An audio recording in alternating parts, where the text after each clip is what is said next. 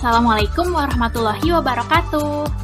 Pada kesempatan kali ini, kita akan membahas mengenai perkembangbiakan pada hewan.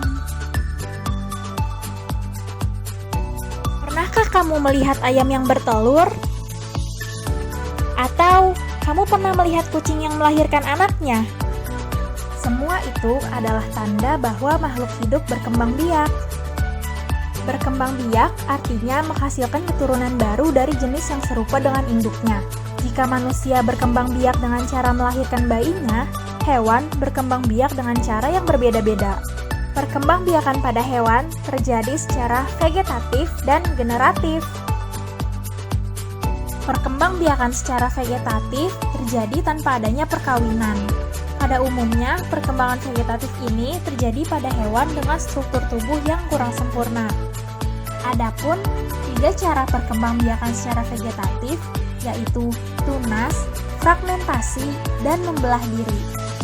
Pada perkembangbiakan secara tunas, calon anak muncul dari bagian samping tubuh.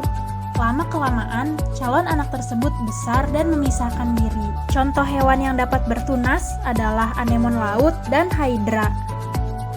Fragmentasi adalah perkembangbiakan yang berasal dari potongan tubuhnya sendiri. Contoh hewan yang berkembang biak dengan cara fragmentasi adalah cacing planaria. Perkembangbiakan secara membelah diri terjadi pada hewan bersel satu, seperti amoeba. Perkembangbiakan pada amoeba dimulai dengan pembelahan inti sel menjadi 2 bagian. Setelah itu diikuti dengan pembelahan cairan sel dan dinding sel. Akhirnya terbentuklah 2 sel amoeba baru. Kedua amoeba ini hidup mandiri dan akan membelah diri lagi. Selanjutnya ada perkembangbiakan secara generatif.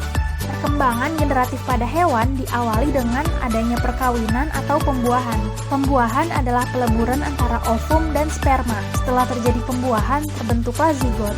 Zigot adalah sel telur yang telah dibuahi. Selanjutnya, zigot tumbuh menjadi janin, kemudian janin tumbuh menjadi anak atau individu baru.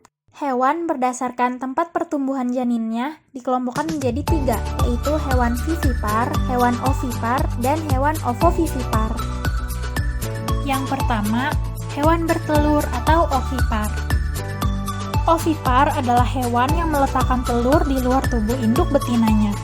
Contoh hewan ovipar antara lain unggas seperti ayam dan bebek, lalu juga ada ikan, penyu, ular, katak, kupu-kupu, dan sebagainya. Yang kedua, hewan melahirkan atau vivipar. Pada hewan yang melahirkan anak, sel telur dibuahi oleh sperma di dalam tubuh induknya. Pertumbuhan dan perkembangan embrio terjadi di dalam tubuh induknya sampai waktunya dilahirkan. Contoh hewan yang melahirkan ini adalah kambing, gajah, kucing, beruang, dan sebagainya. Yang ketiga, ada hewan bertelur melahirkan atau ovovivipar. Pada hewan ovovivipar, setelah terjadinya pembuahan, telur terus berkembang di dalam tubuh induk.